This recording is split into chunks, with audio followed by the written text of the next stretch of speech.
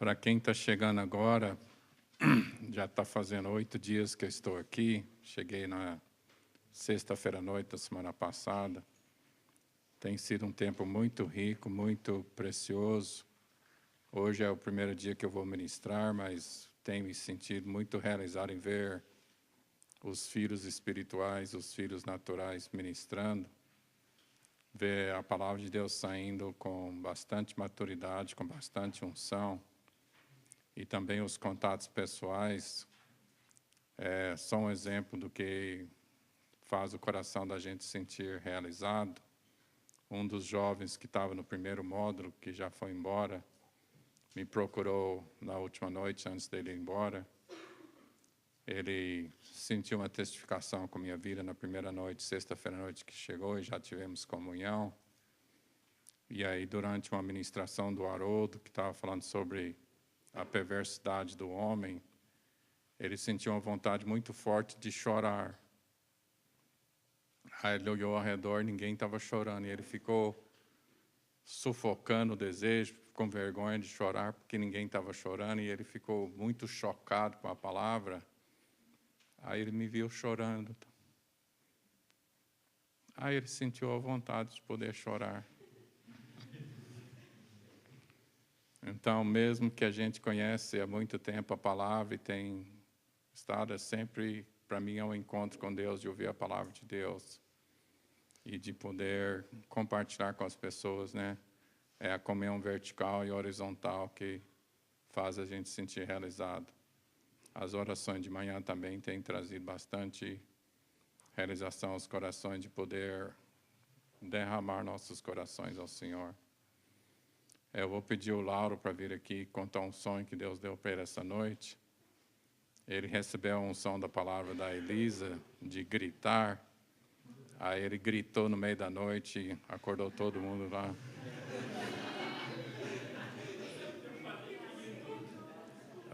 O desespero da Elisa foi tão ungido que passou para ele no sonho à noite.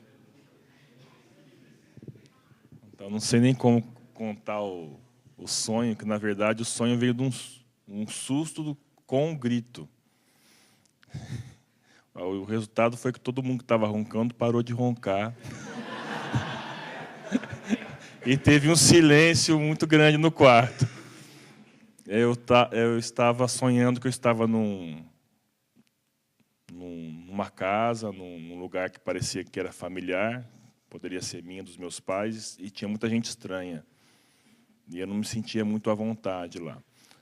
E encontrei um cofre como se fosse um cofre de banco, grande, de ferro, maciço, e tinha um tesouro lá dentro, e muita luz. Parecia que havia até uma passagem lá dentro, uma coisa que não terminava no cofre. Eu sei que quando achei o cofre, eu queria entrar no cofre para sair daquele recinto e fechar a porta e trancar a porta do cofre. Só que daí eu percebi que a senha do cofre estava com o pai. E eu pedia: pai, me dá a senha. Pai, me dá a senha. Pai, me dá a senha. Eu sei que acordei com um grito, mas o grito foi muito forte. E o grito foi forte, eu só vi um irmão falando: amarra.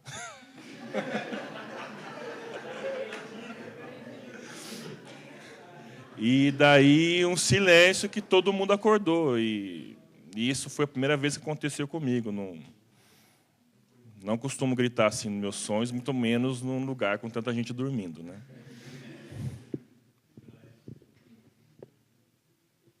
Tanto tem a ver com a palavra da Elise, sobre o desespero, como a gente vai estar falando sobre a senha também hoje. Tem a ver. Antes de entrar no estudo da palavra, que é nosso assunto, sobre a elite do exército, quando a gente aproxima da palavra, essa semana a gente tem aprendido sobre as 3 testemunhas. Então, numa palavra, a gente procura o conteúdo, a unção e a encarnação, tanto em quem está falando como nos ouvintes. As 3 testemunhas é ter unção, conteúdo. Na palavra escrita tem que ter conteúdo, tem que ter unção e tem que haver uma vivificação, que é a terceira testemunha. Eu não esqueço de uma vez que tinha um jovem fazendo um curso com a gente. Ele tinha feito o primeiro módulo, o primeiro semestre, e ele não queria ficar para o segundo semestre. Aí eu e o Haroldo sentamos com ele, e era um rapaz muito eloquente, muita unção, um gaúcho. Aí Haroldo falou com ele: você tem unção, mas você não tem conteúdo. Você precisa ficar para o segundo semestre, porque você precisa de conteúdo. Então, muitas vezes, ao preparar uma palavra, a gente pede muito a Deus para ter unção. Mas a unção é gostoso. Mas acima da unção e do conteúdo, a gente quer que Deus traz vivificação aos nossos corações. Amém? Outra coisa que eu queria comentar, e vocês quiserem anotar, não está diretamente ligado ao assunto de exército, mas em 2 Crônicas, capítulo 16, verso 9, os olhos do Senhor passam por toda a terra para mostrar-se forte com aqueles que são totalmente dele. Então, eu queria só fazer uma comparação, que os grandes clubes de futebol, eles mandam olheiros para procurar recrutas. Então, eu me sinto como um olheiro, ajudando o Espírito de Deus a procurar recrutas para o seu exército. Então, os olhos do Senhor, às vezes, usa canais para... Sim, as palavras são semelhantes, mas o olheiro é diferente, mas ele está olhando, né? É um enviado para olhar, para procurar pessoas, né? Outra coisa que, para quem ouviu a palavra do Arlindo ontem, Arlindo falou sobre as duas metades da última semana das 70 semanas de Daniel. Então, além de ser uma coisa isolada, que ninguém precisa necessariamente concordar com a nossa interpretação da última semana, que a gente pode chamar, não exatamente a semana, pode chamar, porque quando fala Semana de Deus, está falando dos 7.000 anos, né? Mas essa última semana, que é a unção do ministério, a primeira metade de Jesus e a segunda metade é do exército de Deus. Então, a gente vai estar falando sobre essa elite de Deus. Então, o fato que Jesus fez tudo, mas ele fez a metade e deixou uma metade para a gente fazer, é comprovado quando a Bíblia diz que ele está sentado à destra do Pai, aguardando que os inimigos sejam colocados debaixo dos pés. Então, o corpo de Cristo, os pés são parte do corpo.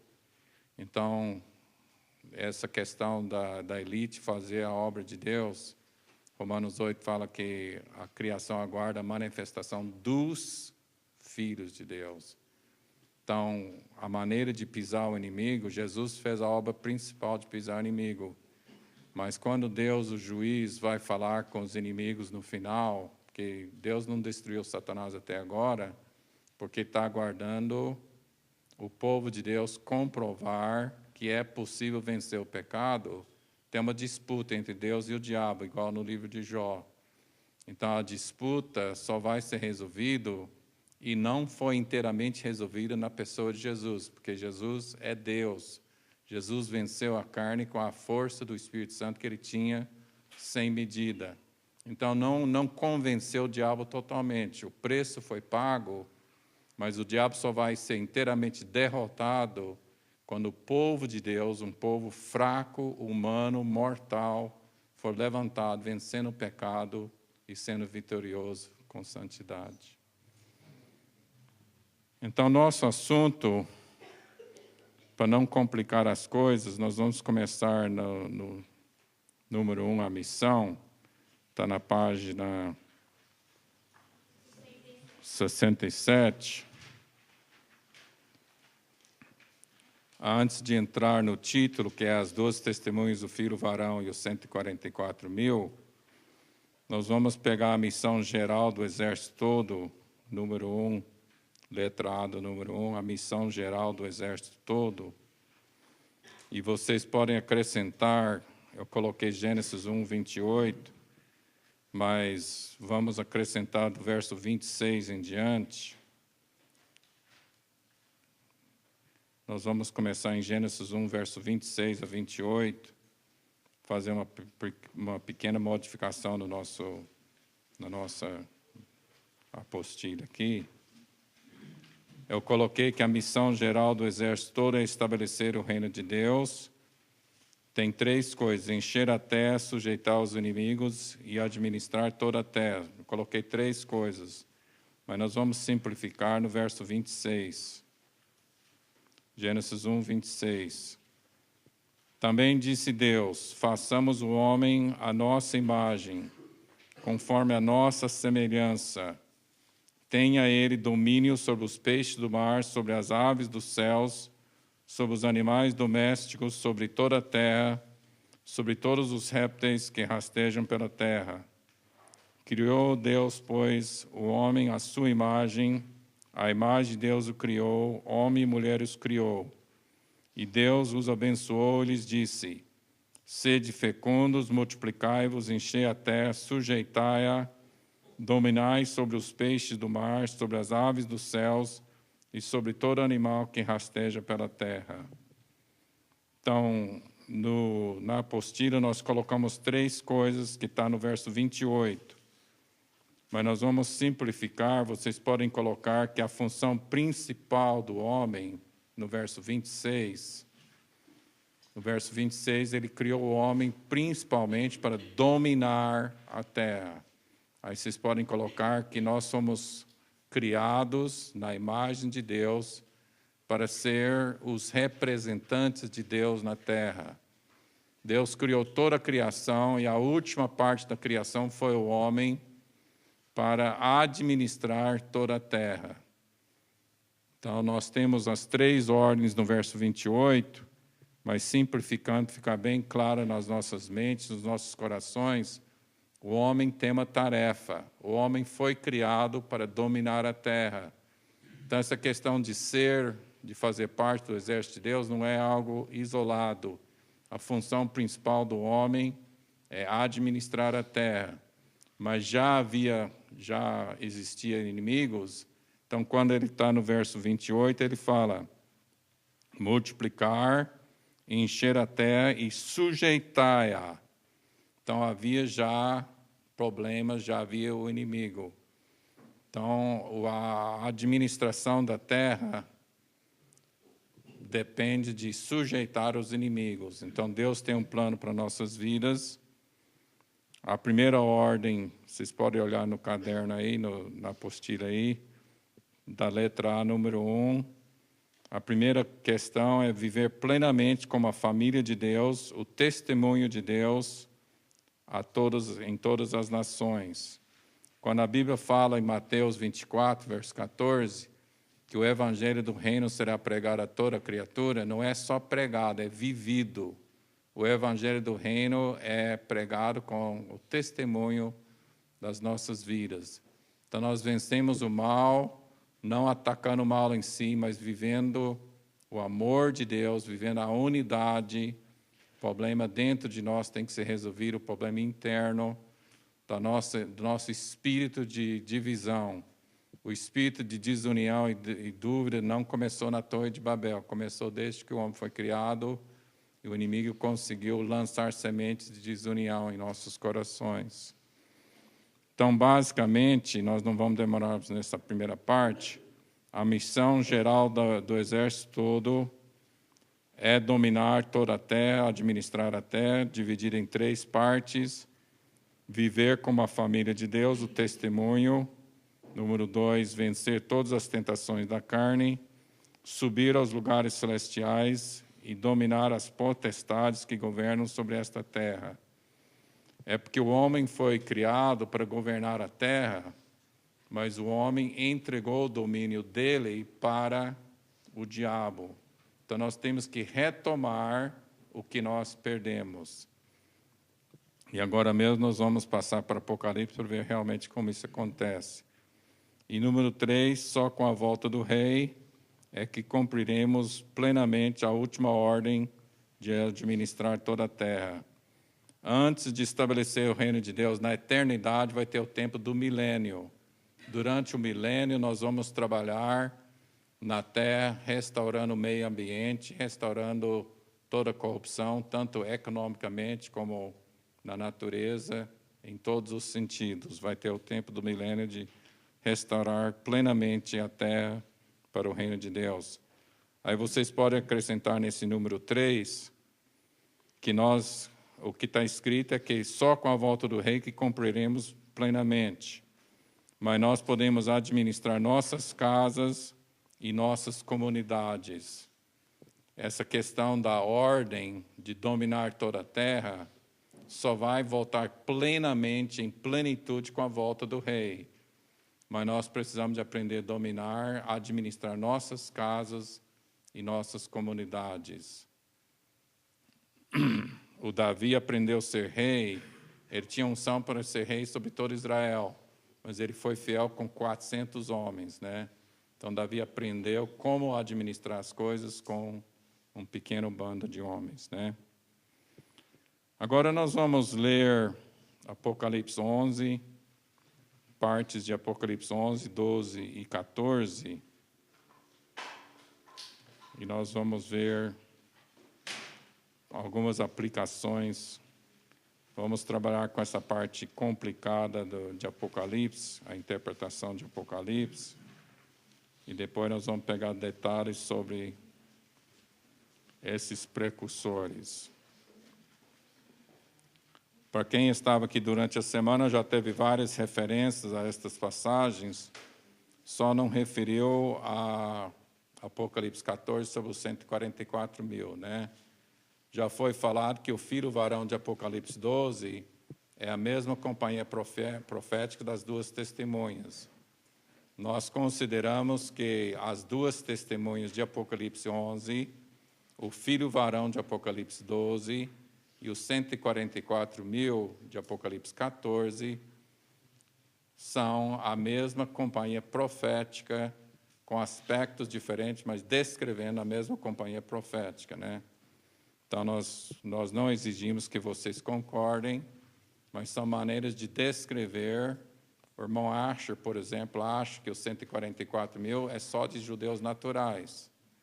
Se surgir uma companhia de 144 mil, que é um dos alvos deles lá em Israel, eles têm atualmente 15 mil judeus que moram em Israel, que são messiânicos. E o alvo deles é que eu não sei se eles têm uma quantia de anos que eles estão esperando, mas ele crê que quando atingir 144 mil convertidos judeus lá em Israel, vai estourar avivamento em toda a terra. Mas eu oro e eu peço a Deus em favor do alvo dele, mas eu não acho que a descrição de Apocalipse 14, os 144 mil, é limitado só aos judeus naturais. Eu creio que tem a ver com essa elite do exército de Deus. Porque cada profecia, cada palavra de Deus tem vários cumprimentos. Então, uns vê de uma forma, outros vê de outra. A gente não precisa brigar por causa de interpretações diferentes da mesma passagem, porque Deus inspira várias interpretações da mesma passagem. Então, pegando aqui em Apocalipse 11, nós vamos ler só os primeiros 4 versículos. Foi-me dado um caniço semelhante a uma vara, e também me foi dito: dispõe-te e mede o santuário de Deus, o seu altar e os que naquele adoram. Mas deixa de parte o átrio exterior do santuário e não o meças, porque foi ele dado aos gentios. Estes, por 42 meses, calcarão aos pés a cidade santa. Ontem o Arlindo estava falando sobre o tempo dos gentios, e essa parte aqui de falar que o átrio exterior pertence aos gentios e é sem medida, comprova o que o Arlindo estava mostrando, que o tempo dos gentios é um tempo com data indeterminada, né? Então, o átrio dos gentios é sem medida, mas o verso 1 fala para medir o santuário, o seu altar e os que naquele adoram.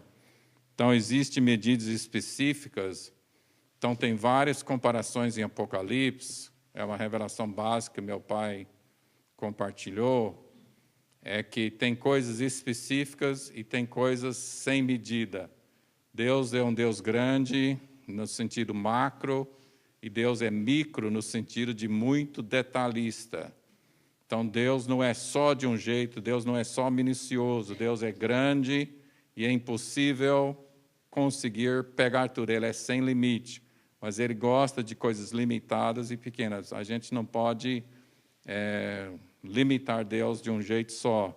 Então, tem várias figuras de coisas sem limite, essa aqui é uma das coisas que tem o santuário, o seu altar e os que naquele adoram são medidos.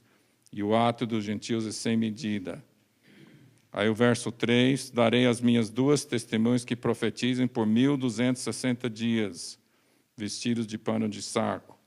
São estas as 2 oliveiras e os 2 candeeiros que se acham em pé diante do Senhor da terra. Aí, antes de continuar em Apocalipse, que nós vamos ver as outras companhias, as outras descrições, vira comigo para Zacarias capítulo 4, que é a visão das 2 oliveiras, é tirado de Zacarias 4. Durante a semana, o Cristóvão já leu com a gente aqui em Zacarias, mas a maioria de vocês não estavam aqui. Zacarias capítulo 4, verso 2. Me perguntou, que vês? Respondi, olhei e eis um candelabro todo de ouro e um vaso de azeite em cima com as suas 7 lâmpadas e 7 tubos, um para cada uma das lâmpadas que estão em cima do candelabro. Junto a este, 2 oliveiras, uma à direita do vaso de azeite e outra à sua esquerda. Verso 11. Prossegui e lhe perguntei quem são as 2 oliveiras à direita e à esquerda do candelabro. Tornando a falar-lhe, perguntei quem são aqueles 2 raminhos de oliveira que estão junto aos 2 tubos de ouro que vertem de si azeite dourado. Ele me respondeu, não sabes que é isto? Eu disse, não, meu senhor. Então ele disse, são os 2 ungidos que assistem junto ao Senhor de toda a terra. Então nós fizemos uma figura aqui, pedi o Dudu da Eliana para fazer uma representação aqui. O que o profeta Zacarias viu foi um candelabro e 2 oliveiras, e as oliveiras produzem azeite.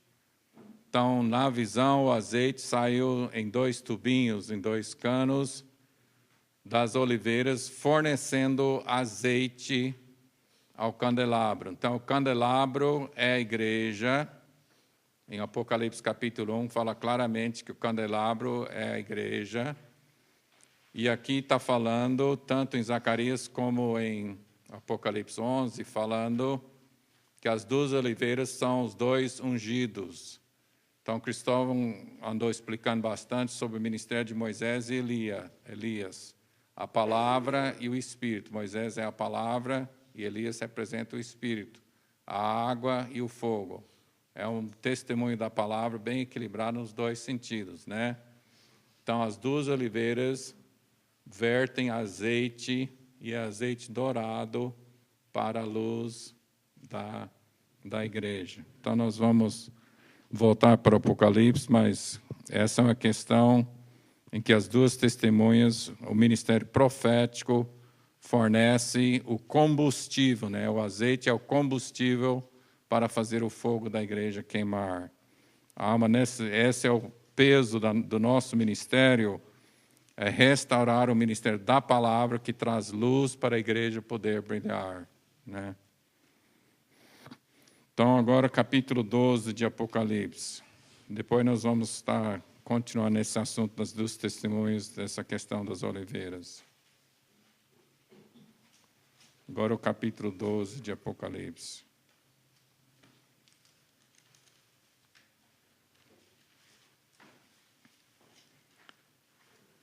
Se alguém não tem costume com o ministério aqui das 2 testemunhas, porque já foi comentado bastante durante a semana, mas no capítulo 11, as 2 testemunhas profetizam diante de governadores da terra, diante das autoridades da terra, e usam pragas e sinais e autoridade muito forte, o ministério público.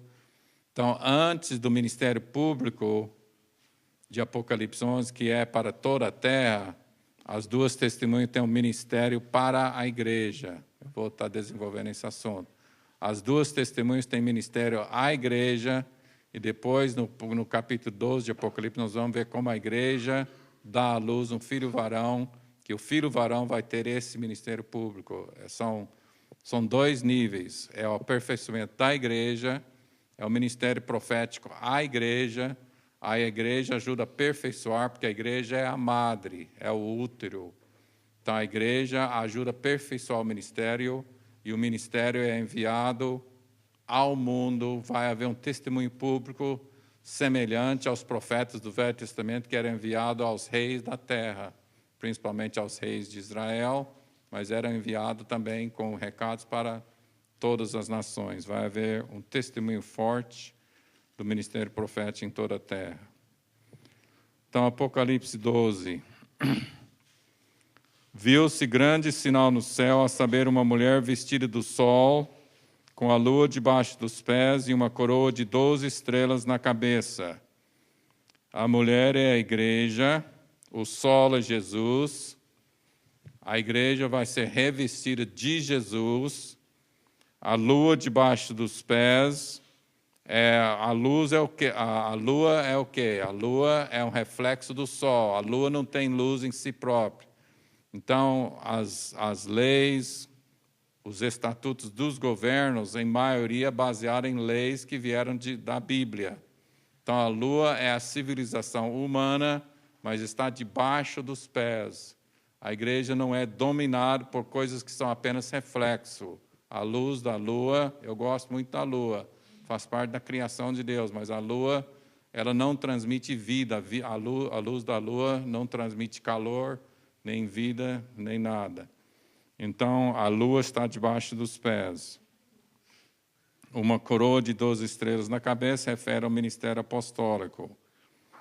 E achando-se grávida, grita com as dores de parto, sofrendo tormentos para dar à luz.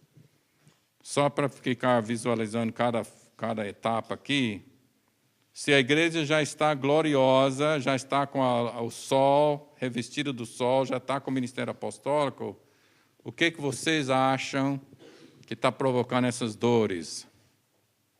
Sem ser o fato específico que tem que nascer um filho varão, mas por que está com essas dores de parto?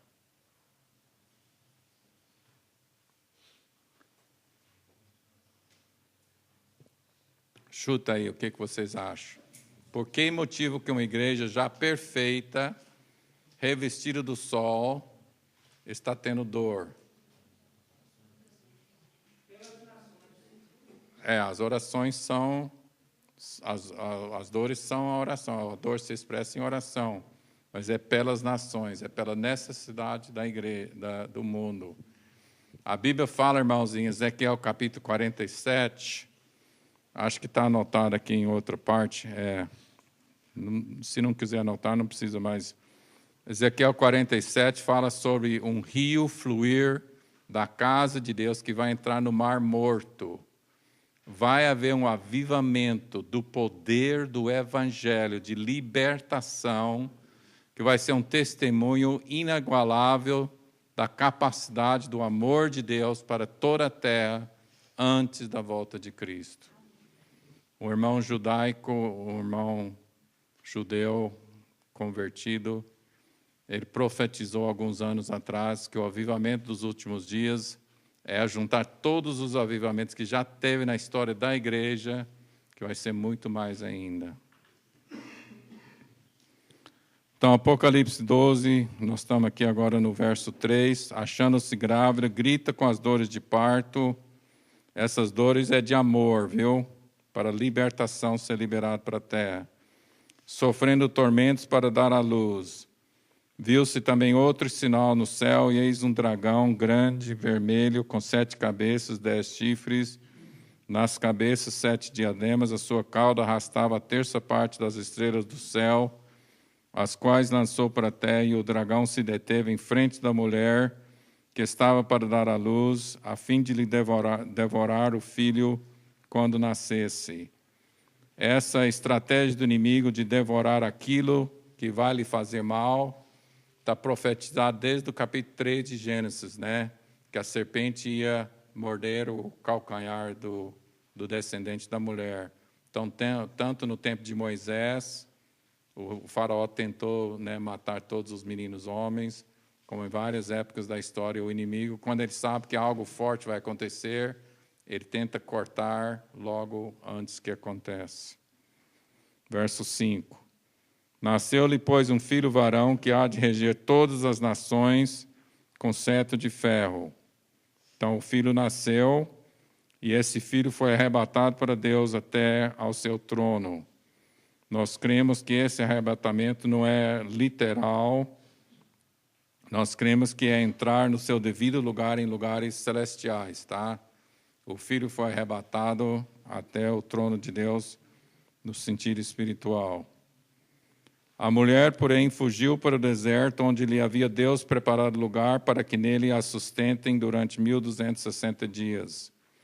Houve peleja no céu, Miguel e seus anjos pelejaram contra o dragão. Também pelejaram o dragão e seus anjos. Todavia não prevaleceram, nem mais se achou no seu lugar deles. E foi expulso o grande dragão, a antiga serpente que se chama Diabo e Satanás, o sedutor de todo o mundo, sim, foi atirado para a terra, e com ele os seus anjos.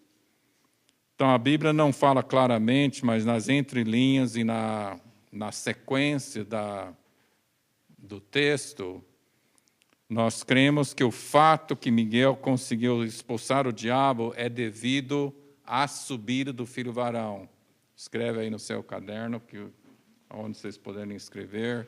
Fundamental entender que a Bíblia não diz claramente, mas é uma dedução lógica da narrativa aqui, que o filho varão foi arrebatado ao céu. E aí, imediatamente, Miguel recebeu a autoridade, porque em tamanho de força, Miguel é um arcanjo e o Lúcifer também era um arcanjo. Então, o Lúcifer, o diabo, tem a terça parte dos anjos. Pode ser que Miguel tenha mais anjos que ele, né? Mas o que fez a diferença do Miguel conseguir expulsar o diabo de lá? Na nossa revelação daquilo que a gente sente, é porque a subida do filho varão é que fez a diferença e deu autoridade para os anjos. Os anjos são muito poderosos, mas eles dependem das nossas orações e da nossa posição diante do Senhor. Verso 10. Então ouvi grande voz do céu proclamando: agora veio a salvação, o poder e o reino do nosso Deus e a autoridade do seu Cristo, pois foi expulso o acusador de nossos irmãos, o mesmo que os acusa de dia e de noite diante do nosso Deus. Eles, pois, o venceram. Quem venceu quem? Verso 11. Eles, pois, o venceram. Quem venceu quem? Responde, gente. Não. É porque vocês não leram o resto do versículo. Vocês têm direito de errar.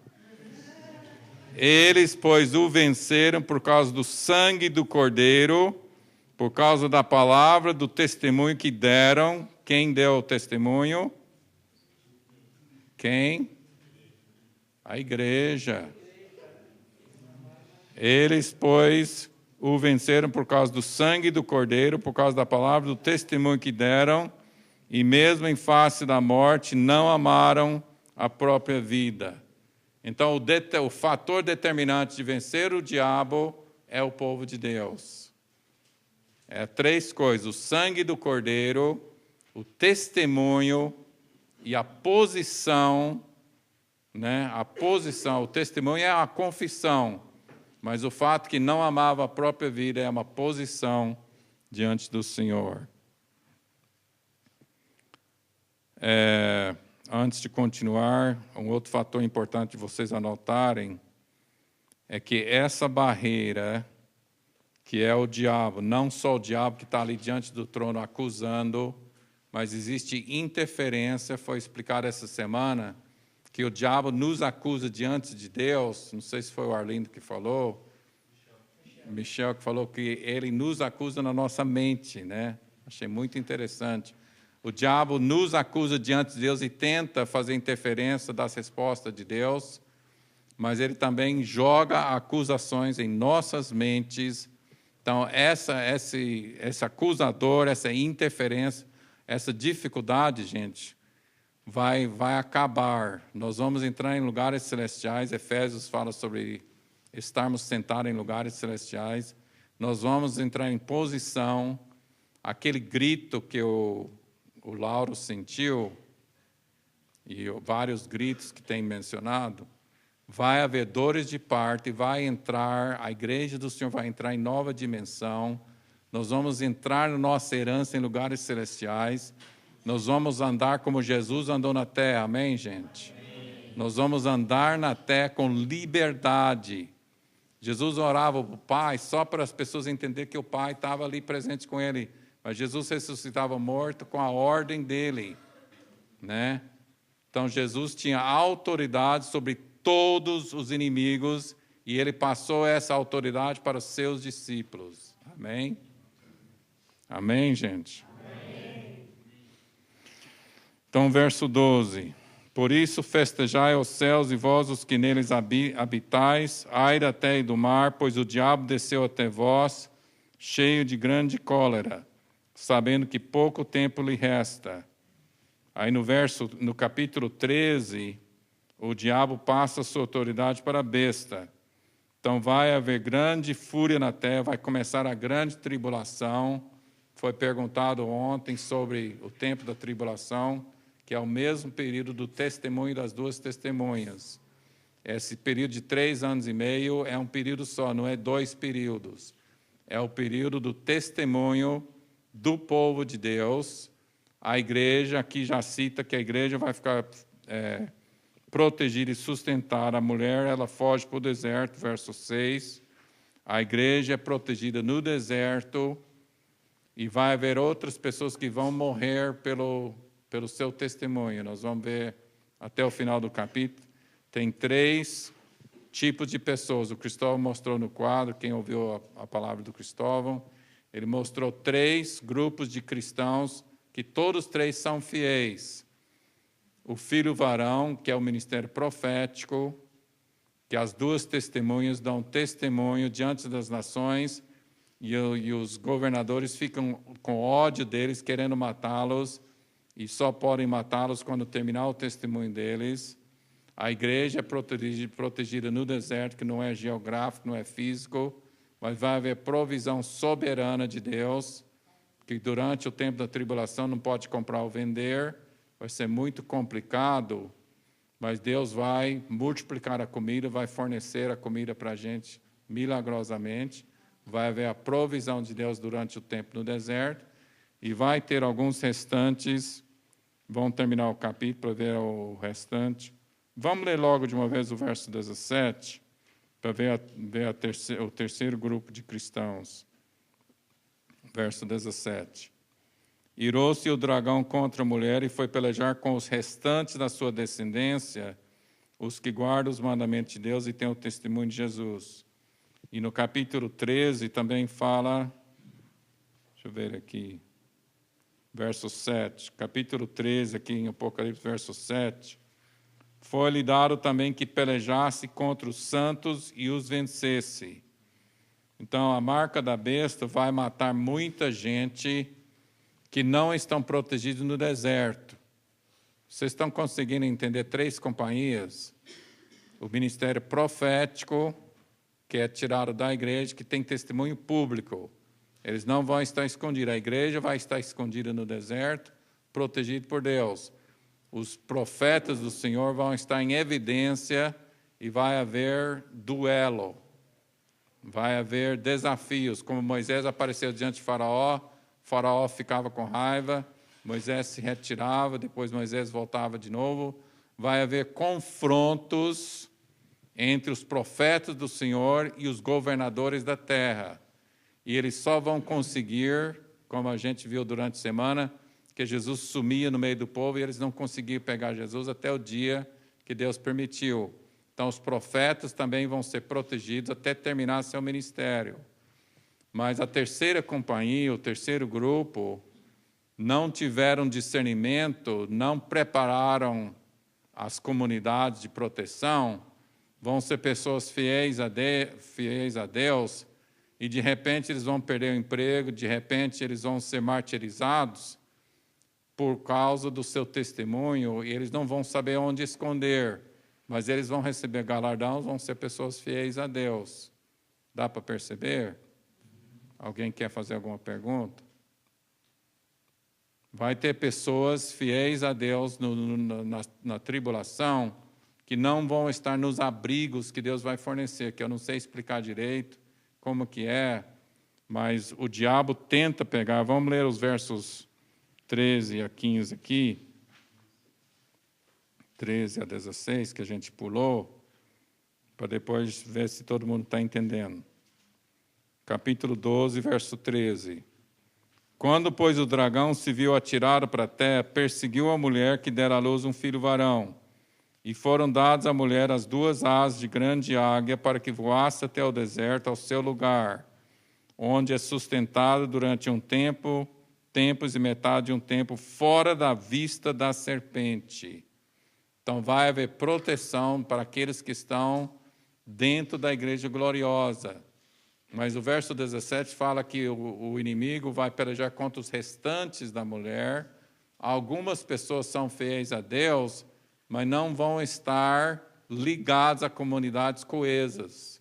Não vão estar ligados às comunidades. São pessoas isoladas que são fiéis a Deus.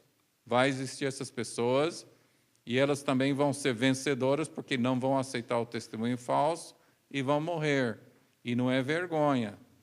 Morrer ou viver, estar no deserto protegido ou morrer, tanto faz, vai ter o mesmo galardão. Alguma dúvida sobre isso?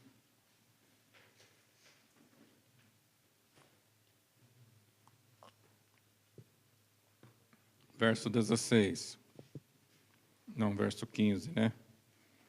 Então a serpente arrojou da sua boca, atrás da mulher, água como um rio, a fim de fazer com que ela fosse arrebatada pelo rio. A terra, porém, socorreu a mulher, e a terra abriu a boca e engoliu o rio que o dragão tinha arrojado da sua boca. Essa parte aqui do rio que sai da boca do dragão já está sendo lançado. E aquilo que a Eliana falou hoje de manhã sobre o espírito subjetivo do mundo, que tem até contaminado a igreja, vamos deixar a terra engolir essas coisas podres. Amém, gente?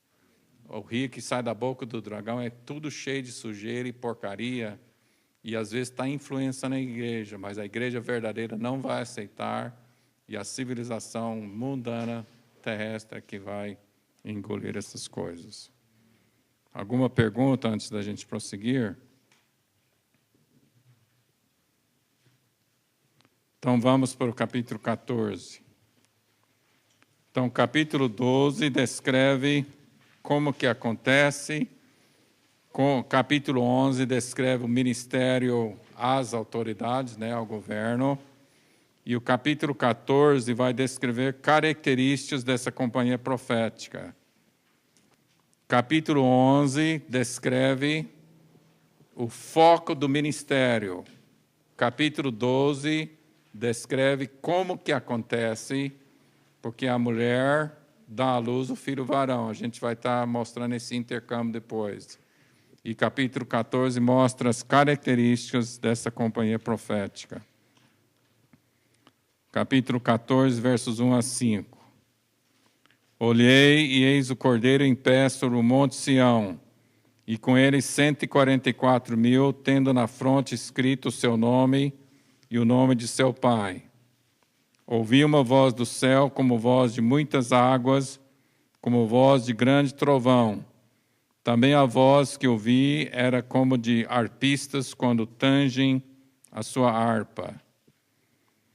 Para quem é músico, me diz se uma harpa dá para fazer um barulho como de trovão.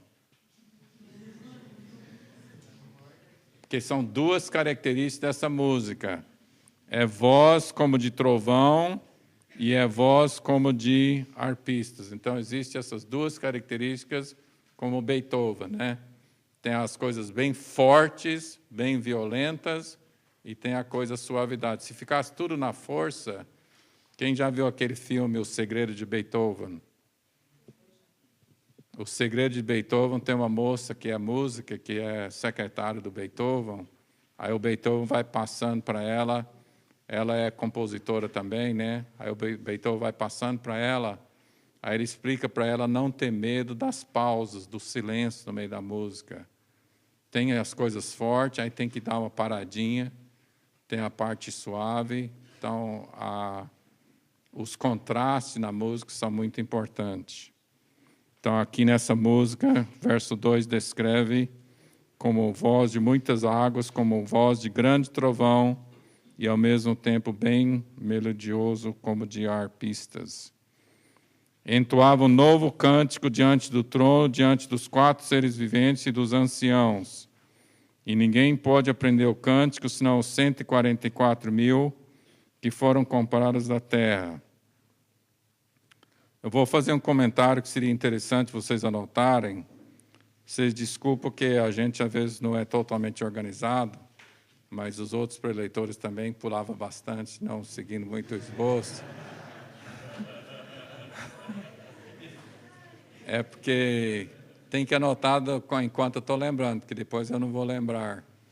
Que a Bíblia cita, lá em Ezequiel, que a voz do Senhor era o tatalar das asas dos querubins. Os querubins tinham 4 rostos, os querubins têm 4 rostos. Além que os querubins são 4, cada querubim tem 4 rostos. Representa a natureza, a criação de Deus. E as asas dos querubins, e os querubins carregavam a presença de Deus. A presença de Deus era conduzir o próprio trono de Deus, ficava debaixo, ficava por cima dos querubins. E a voz de muitas águas, essa voz de Deus pelos querubins, é algo muito precioso. Mas vamos ver se vocês concordam comigo. Esses 144.000, Deus quer não só pelos querubins, que são seres criados que eles não têm condição de ser unidos com Deus como nós somos chamados. E a voz dos querubins vai ser substituída pela voz do povo de Deus. É muito precioso ouvir os anjos e os querubins louvando ao Senhor, santo, santo, santo. Mas o que Deus quer é pessoas mortais, pessoas fracas, que vencem o pecado, entrar nessa intimidade e poder louvar o Senhor. E não só louvar o Senhor, mas ser a própria voz do Senhor na terra. Então, a descrição do verso 2... tem uma referência lá em Ezequiel, não marquei o capítulo, mas Ezequiel fala das asas dos querubins com a voz de muitas águas. Agora o verso 4. São estes os que não se macularam com mulheres, porque são virgens. São eles os seguidores do Cordeiro por onde quer que vá. São os que foram redimidos dentre os homens, primícias para Deus e para o Cordeiro. Não se achou mentira na sua boca, não tem mácula. Outra tradução fala que são irrepreensíveis. Então, voltando para o nosso esquema aqui, para o nosso esboço na apostila, letra B. A missão específica da elite. Nós fizemos a descrição dos 3 capítulos aqui de Apocalipse para ter uma base. Aí, número 1 do B, serem precursores, pioneiros, primícias. Então, aqui em Apocalipse 14, verso 4, fala que são primícias para Deus. Aí eu coloquei pacemakers. Aí vocês acrescentam por cima ou ao lado que os pacemakers que são aqueles que estabelecem o ritmo para o resto do exército. Os pacemakers vão basear no grande pacemaker, singular. Coloca no singular. O grande pacemaker é o nosso referencial. Pacemaker é um fazedor de ritmo. Nós somos chamados para ser primícias, pioneiros. Estou falando nós no sentido genérico. Se alguém não sente atraído pelo que eu estou ministrando, se você não sente de fazer parte da elite, entenda bem que há 3 companhias, Apocalipse 12. Tem a igreja, tem a elite, que é a companhia profética, e tem os restantes que não conseguiram entender. Se você não sente o seu coração queimar durante a minha palestra hoje de manhã, não fica sem paz, você é uma parte fiel da igreja do Senhor. Mas se você se sente chamado, nossa tarefa é chamar algumas pessoas para serem pioneiros. Então, muita coisa vai fazer sentido na sua vida, que às vezes você está aqui fazendo parte desse seminário, porque você está incomodado. A maioria dos que vêm é porque são incomodados. Então, a incomodação é o primeiro passo para Deus tirar o que não é dele e colocar o que é dele. É tirar os embaraços e colocar a verdadeira razão da nossa missão. E outra coisa que precisa ser bem entendido, primícias e pioneiros, eles não ficam separados. Quando a gente fala elite, já tem uma conotação como algo meio superior. Então, durante a semana foi bem trabalhado que isso é um espírito errado.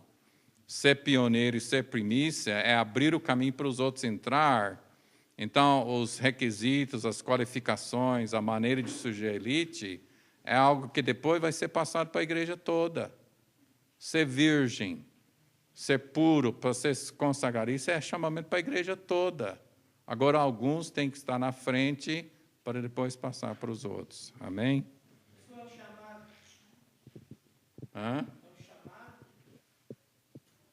O chamamento é para alguns. Deus não trabalha com a massa toda de uma vez, mas ele não fica, Deus não vai casar só com a elite. Deus quer que a elite prepare a igreja toda para ser a sua noiva. Por isso que eu comecei lá em Gênesis, que o chamamento do homem é para ser a companheira de Deus, né?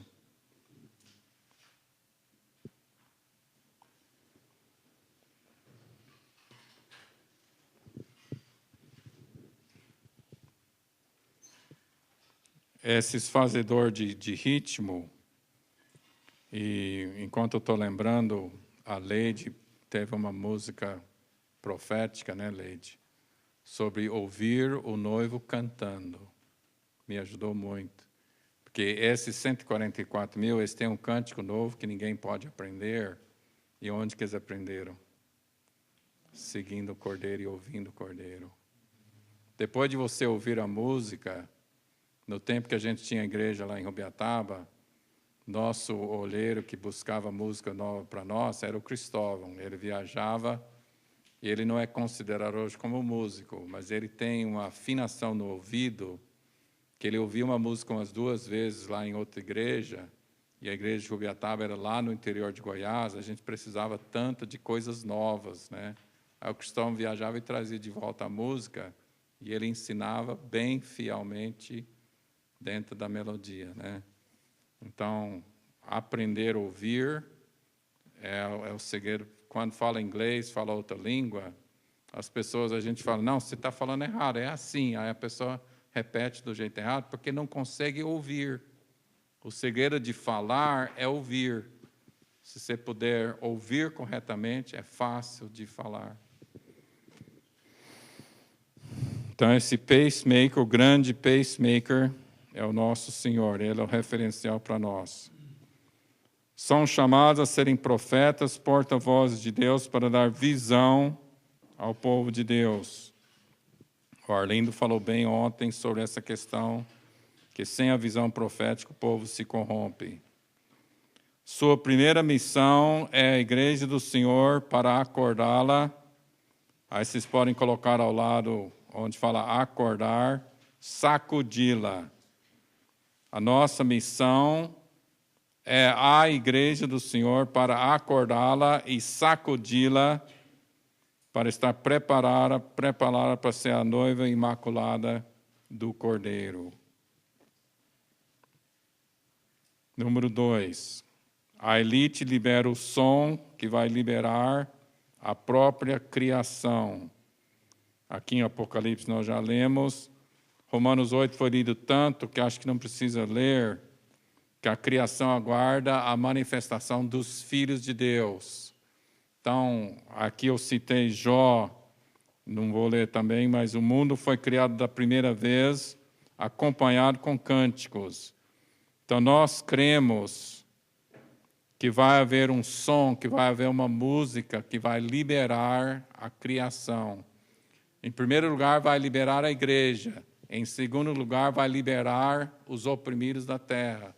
Em terceiro lugar, certamente não vai acontecer antes da volta de Jesus, mas em terceiro lugar, a própria criação, a inimizade, a corrupção, o medo, o pavor que tem entre os bichinhos, aquela cadeia de comer uns aos outros, né?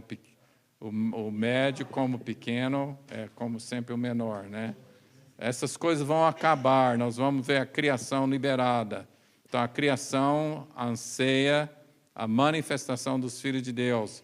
E uma grande parte dessa manifestação dos filhos de Deus vai ser na música. Aí vocês colocam ao lado ali, porque o Michel ministrou sobre um novo cântico, mas esse cântico, além de ser novo, ninguém pode aprender. Coloque essa frase.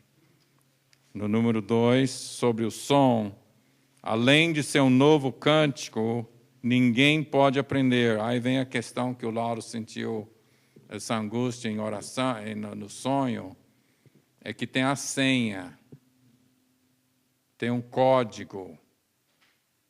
Então não é nenhuma coisa superior, mas só aqueles que viveram, que sofreram, é que eles vai ser liberado na boca deles o cântico profético que vai liberar os outros. Tem uma senha, tem um código, que tem muitas comparações em Apocalipse, tem a quantia definida e tem uma multidão sem número. E tem a música que ninguém pode aprender, e tem a música no capítulo 15, o Cântico de Moisés. Então, tudo tem seu valor, muito precioso. Mas o noivo e o pai estão querendo ouvir um som que ainda não foi liberado. Então, a Bíblia diz, cantai um cântico novo, e eu quero pegar com o Michel depois, ele diz que tem 9 citações de cântico novo na Bíblia, que sempre refere à segunda vinda do Senhor. Então, o cântico novo tem a ver com a chegada do noivo. O nosso cântico novo vai atrair o noivo e vai preparar o caminho. Aleluia. Somos chamados a cooperar com a restauração da casa de Deus, da qual vai jorrar o rio de vida, que vai sarar o mar morto, Ezequiel 47. A igreja vai cumprir a promessa de Abraão de ser uma bênção a todas as famílias da terra. Abraão teve 3 promessas. Promessa de ser um grande povo, de ter uma terra e ser uma bênção a todas as nações da terra. Nós entendemos sobre ser um povo, mas não somos um povo unido. Sobre ter uma terra, a gente não entende. A gente precisa dos judeus para a gente entender a importância da terra. A terra tem a ver com testemunho. Então, Abraão teve 3 promessas: grande povo, ter uma terra e ser uma bênção a todas as nações. Não sei se dá para encaixar nas 3 testemunhas, mas depois a gente pensa sobre isso. Então, ser um povo unido tem que ter uma terra, um testemunho visível. Os Zorobabel e Josué preocuparam de restaurar a casa, mas Neemias preocupou com os muros de Jerusalém. Deixa eu só fazer uma avaliação. É difícil para mim ver, porque vocês estão de 2 lados, mas eu vou repetir a pergunta. Eu vou falar de cá, depois de cá. Sim, não é nada de superioridade. Quantos têm uma preocupação maior com a parte mística e espiritual da casa de Deus? Levanta sua mão. Com a parte mais espiritual, a parte mais vertical. Quantos se preocupam com a comunhão com Deus, com a glória de Deus? Levanta a mão alto para mim ver. Agora, quem não levantou a mão, está mais preocupado com a outra parte, né? Agora, do lado de cá, eu vou inverter. Quantos se preocupam com a parte mais prática da obra de Deus? Quantos se preocupam com a parte mais prática? Está vendo? Do jeito que a gente faz a pergunta, as pessoas colocam uma prioridade maior. Porque todos os dois são válidos. O Neemias amava a casa de Deus, mas o Neemias era o quê? Não era sacerdote, não era profeta, não era levita, não era ninguém. Mas ele era um governador, um administrador, e ele tinha zelo pela casa de Deus. A gente fala de Marta e Maria, mas Marta tem toda a sua validade. Precisamos de quem faz a comida, precisamos das pessoas que cuidam dos detalhes práticos. Amar a casa de Deus pode ser de uma forma prática. Tinha os apóstolos que tinham que colocar os diáconos para cuidar das coisas práticas, mas quando colocaram os diáconos para cuidar das coisas práticas, eles também entraram na parte mais espiritual. Mas cada parte tem sua validade. Na lista de dons na igreja, em Romanos 12, ele fala sobre socorros e ministério em igual sentido com os dons mais, que a gente fala mais espirituais. Então, a elite vai liberar esse som que vai abençoar. Nós estamos falando, por último, da bênção de Abraão. Um povo, uma terra, e ser uma bênção a todas as famílias da terra. Nós não podemos nos satisfazer de ser a noiva do Senhor. A noiva do Senhor tem uma tarefa, o que é? De abençoar, de dar testemunho do amor de Deus a todos que têm sede. Amém? E número 3, do B, a missão específica da elite. Esta companhia profética vai proclamar o juízo de Deus e a iminência da vinda do rei, primeiramente à igreja e depois a todas as nações. Então, o exército de Joel, o exército profético, teve várias visões aqui. Uma jovem teve uma visão de pedras fortes, algumas pequenas, outras grandes, as pedras descendo da montanha e quebrando as janelas das casas. No primeiro dia ela não teve revelação do que era, mas com o passar do tempo, com outras visões e outras colocações, ela própria entendeu que as pedras eram pessoas proféticas e Deus queria quebrar as janelas das casas que estão na estrutura errada. Deus quer quebrar as janelas, e a gente tem orado, né, Edna? Para Deus não só trincar os vidros, mas quebrar as janelas. Então, o exército de Joel, no capítulo 2, fala sobre o exército entrar nas casas e ninguém conseguir resistir. Isaías, capítulo 28, fala sobre a unção como se fosse chuvas de saraiva, chuvas de pedra, e as pessoas tentando refugiar através de mentiras, e esses lugares de refúgio ser destruídos com essa pedra de chuva. Vai haver uma unção profética que vai haver duas reações, não vai ficar neutro. A palavra de Deus hoje, o Evangelho, é um sal sem sabor. Vai haver força e unção e autoridade na palavra, que ou você vai aceitar e converter com conversão sadia, ou vai haver rejeição e perseguição. Amém, gente? Então, o juízo de Deus começa na casa de Deus e depois vai para todas as nações.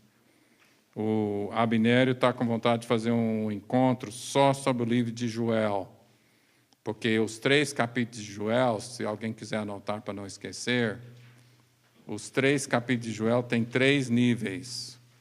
Tem muito a ver com o nosso assunto aqui. Os 3 capítulos de Joel, quando vocês forem estudar depois com calma, que foi bastante mencionado durante esta semana, os 3 capítulos têm 3 níveis de assembleia solene, de preparação para a vinda do Senhor. O primeiro nível é só os anciãos e sacerdotes. O primeiro capítulo fala sobre o despertamento e assembleia solene dos anciãos, e ancião não refere só a pessoas de idade, pessoas que sentem responsabilidade pela casa de Deus. A Carol aqui, Deus tem incomodado ela desde janeiro, aqui na imersão, né, de orar pelos outros jovens da sua geração. Então, chorar e orar não é por idade, é por responsabilidade. Deus está procurando sacerdotes para chorar pela sua geração.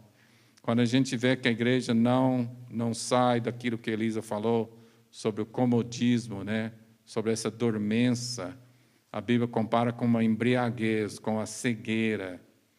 Então, Deus está chamando alguns, no capítulo 1 de Joel, para acordar que não tem mantimento e nem o vinho na casa de Deus.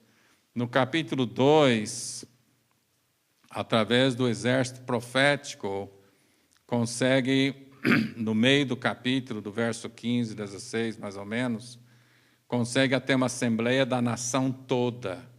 A igreja toda vai entrar no dia da expiação. Então, capítulo 2 é o nível mundial da igreja toda.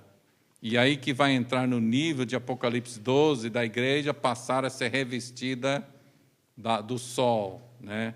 Então, capítulo 2, a igreja do Senhor, todos que têm coração vão ouvir esse som.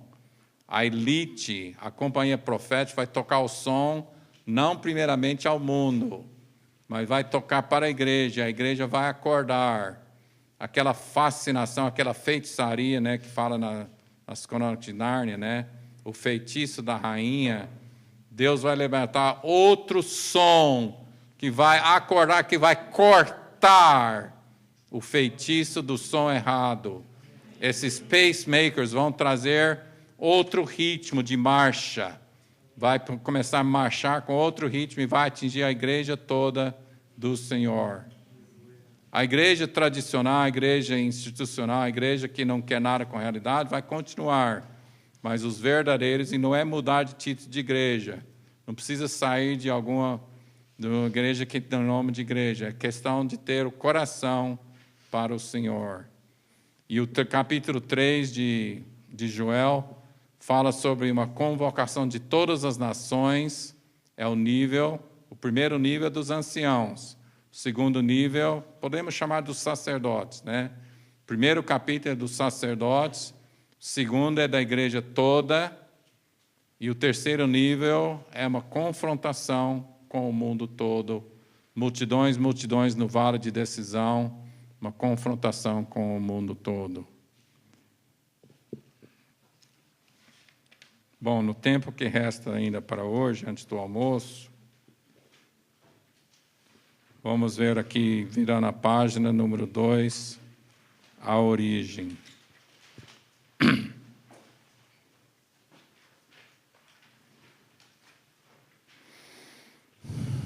Em Efésios 3, 14 e 15, fala que, vamos ler para a gente ter uma ideia, é muito simples, mas nem todos têm costume.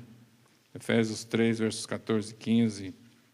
Isso aqui tem tudo a ver com aquilo que o Abner ministrou antes de ontem.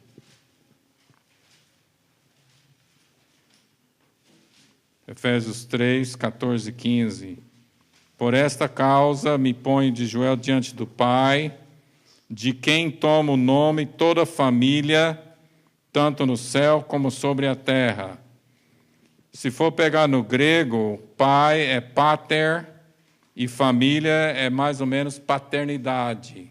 Você tem uma outra versão da palavra paternidade, Arlindo? No grego, paternidade, a gente fala sobre o espírito de pai, mas paternidade também pode ser família?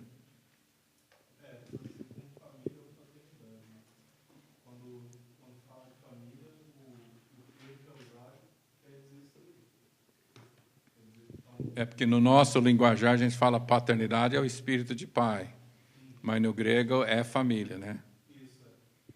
Então, a própria palavra família deriva de pater. Então, a origem, tanto no grego como no próprio texto aqui, ele está falando no verso 15, de quem toma o nome toda a família. Então, a primeira família, o primeiro pai, e a origem de família é pai. Então, aqui na apostila está escrito assim: o começo da família é na paternidade, o papel do pai. Deus encontra com homens individuais e passa a sua visão, seu peso, sua responsabilidade. Seu alvo é formar uma grande família. Efésios 2, versos 12 e 19. Vamos aproveitar que a gente está na página aqui na Bíblia. Efésios 2, 12. Naquele tempo estáveis sem Cristo, separados da comunidade de Israel, estranhos às alianças da promessa, não tendo esperança e sem Deus no mundo. Se vocês forem estudar esse versículo, e a Eliana fez a colocação sobre aliança, não é possível a gente estar bem com Deus, em aliança com Deus, de uma forma individual. Porque ele faz vários sinônimos aqui, vários termos iguais aqui. Estáveis sem Cristo, número 1. Separados da comunidade de Israel, número 2. Estranhos às alianças da promessa, número 3. Não tendo esperança e sem Deus no mundo. Então, ser separado da comunidade, estar fora de aliança, está sem Cristo e sem Deus. São coisas equivalentes. E o verso 19. Assim já não sois estrangeiros e peregrinos, mas concidadãos dos santos e sois da família de Deus. Então, a igreja do Senhor é comparada com uma grande família. A origem é na paternidade de Deus, mas Deus levanta homens, podemos dizer homens proféticos que têm visão da paternidade do Pai Celeste e conseguem passar essa imagem do Pai para formar família. A formação de família depende de homens que têm essa paternidade. Continuando na leitura aqui, na apostila, depois de Efésios 2, 12 e 19, mas ele só consegue isso andando em amizade com alguns, formando paternidade neles.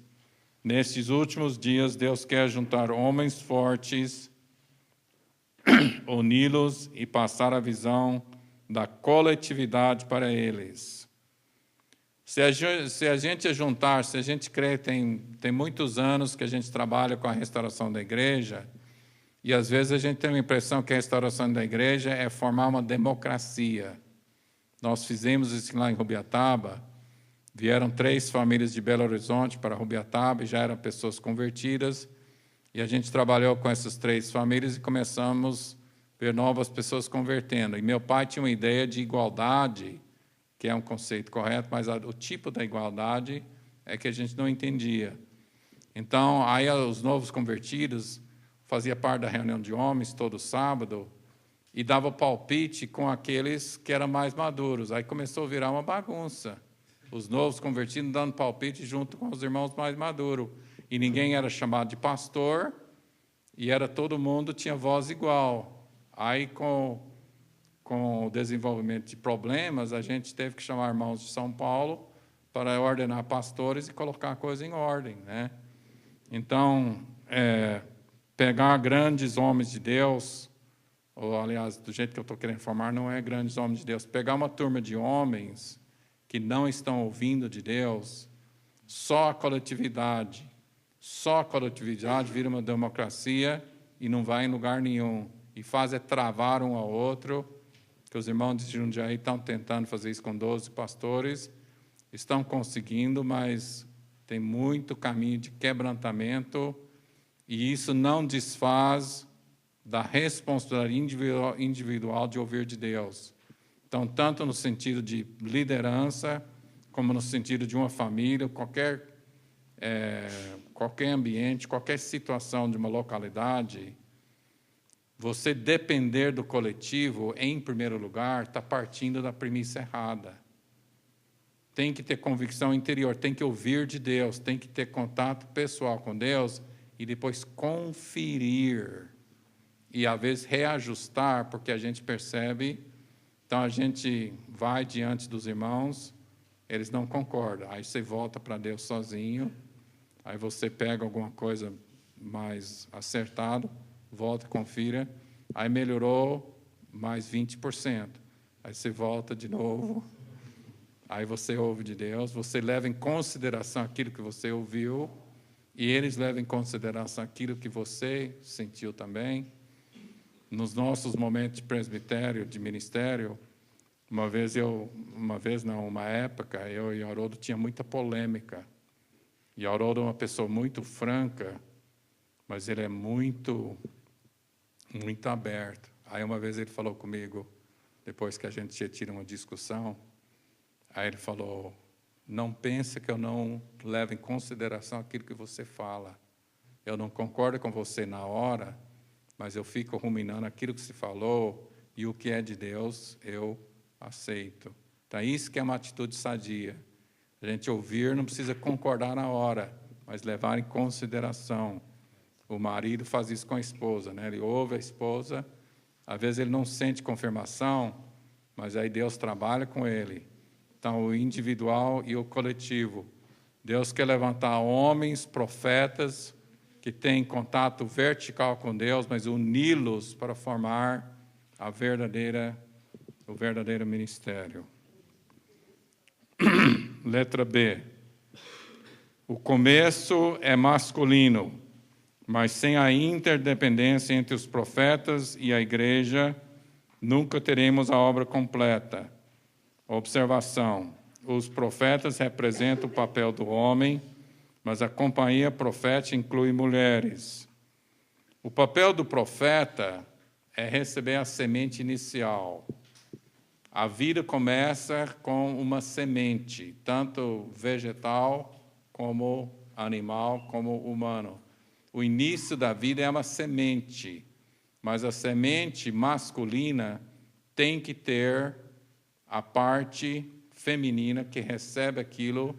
Há uma, uma germinação, há uma fecundação. E aí a parte do cultivo, do zelo, do nutrir é mais feminino. Então, essa questão de visão, às vezes é masculino, sim, no sentido literal, e às vezes não.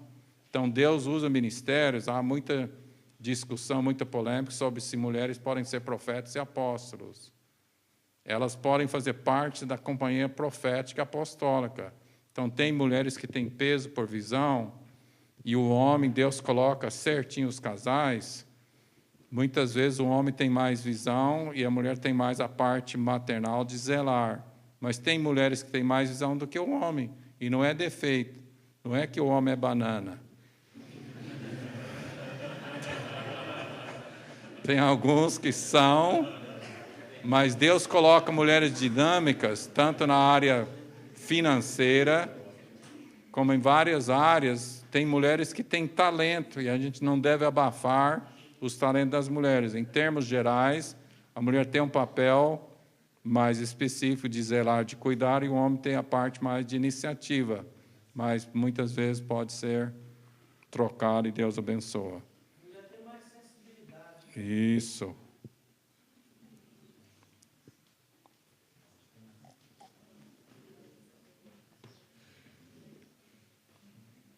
Então, eu estou colocando, e isso é confirmado entre nós no ministério, que os profetas representam a parte de visão, que é uma parte como se fosse masculino, mas inclui os dois sexos.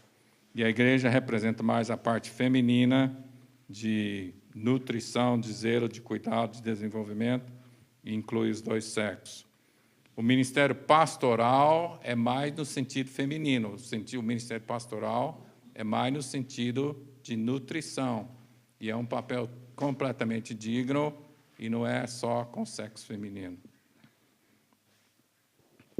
Agora, a questão aqui da interdependência, nós vamos trabalhar nos nossos últimos minutos antes do almoço.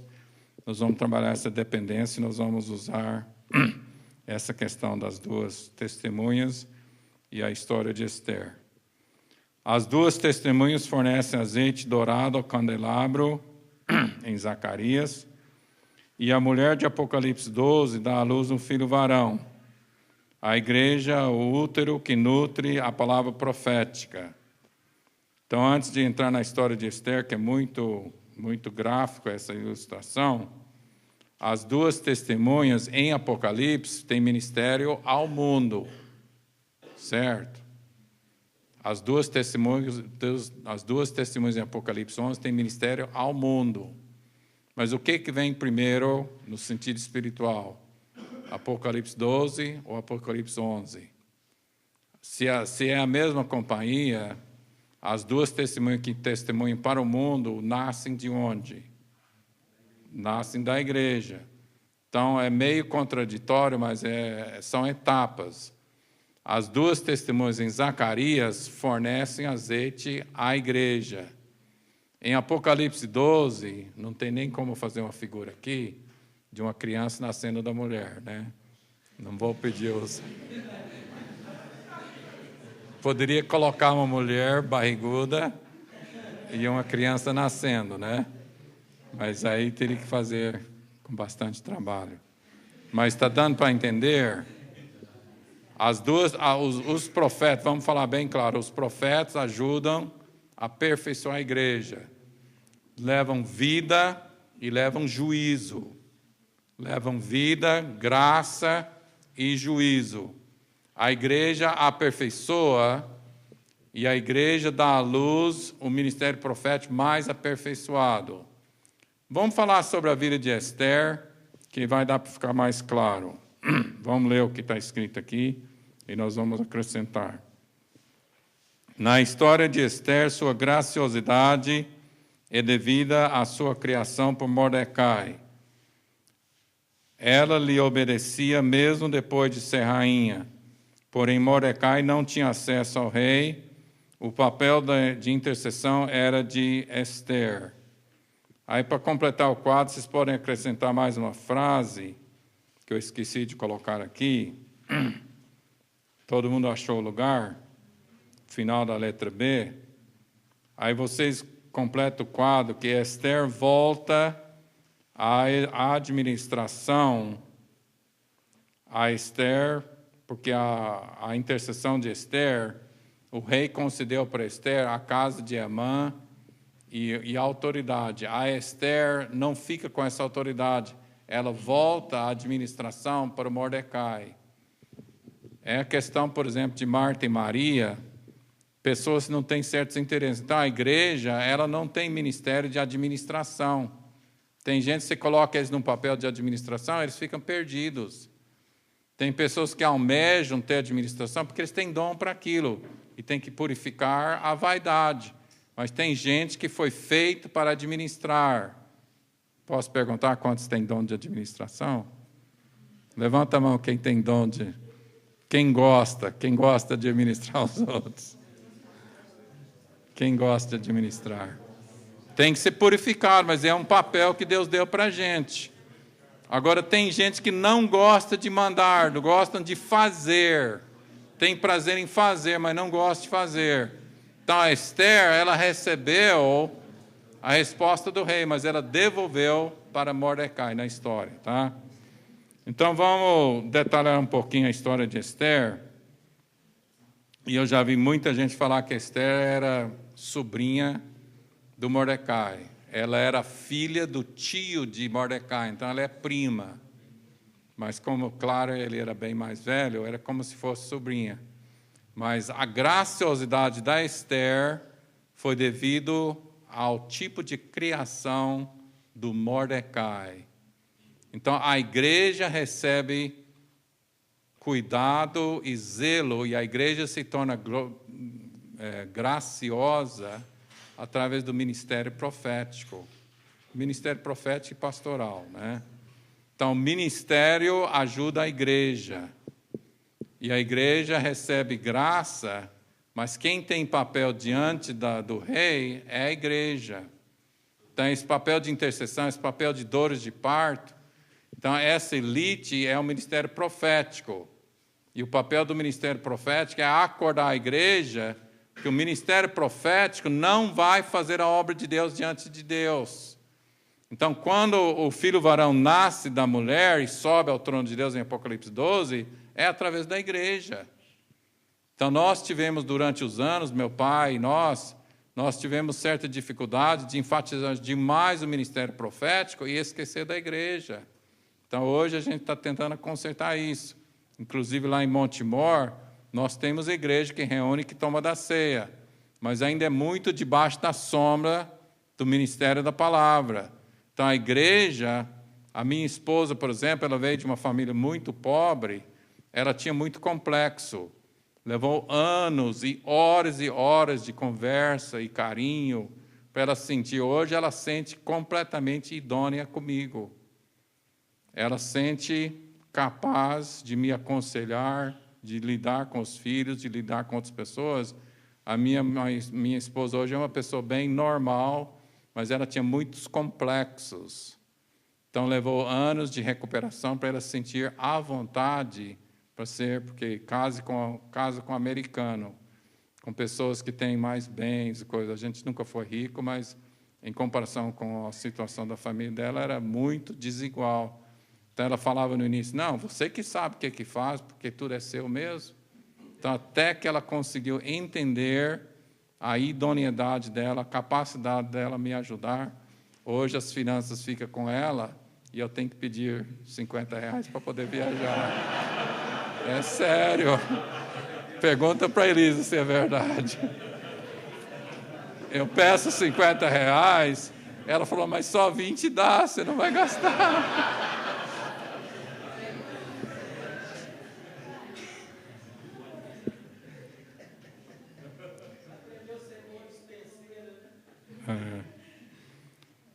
Então, outra comparação é a nação toda. Podemos comparar Josué e Caleb com o ministério profético. Eles não entraram na terra. Teve que esperar a nação para poder passar o Jordão. Deus vai nos levar para nova dimensão, mas temos que amar e cuidar da igreja. Meu pai tinha uma teoria assim, que se você furar um poço artesiano, se você furar e ultrapassar os outros lençóis de água, você vai pegar no lençol, como é que chama o lençol?